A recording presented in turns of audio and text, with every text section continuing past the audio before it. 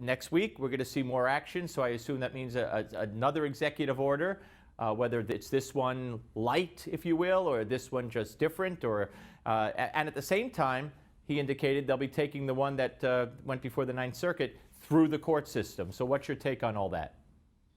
I think actually it sounds like a really wise course. I think what the White House should do is withdraw the existing executive order, allow the people with visas and permanent resident aliens to come in, and then issue a new executive order that just prohibits new visas from being issued from countries where we are worried that terrorists might be infiltrating into the government or into our flows of migration into the country.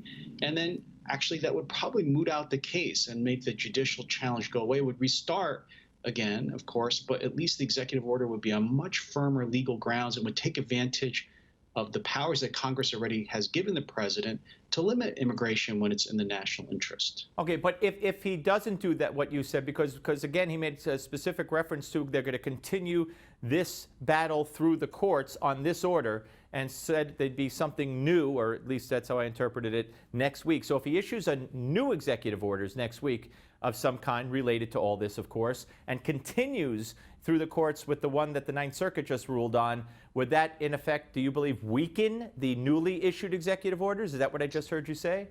Yes, I think actually, I think it's unwise to keep pushing this through the courts. Let me be clear. There's nothing wrong with a president taking on the courts. We saw President Obama do it.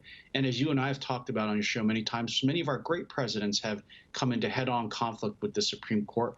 There's nothing wrong with that. That's part of the president's job. The problem here is that it's over small stakes. I know the immigration battle looks really important right now, but this is just a temporary suspension of immigration, and it's just a judge's temporary block of that temporary suspension.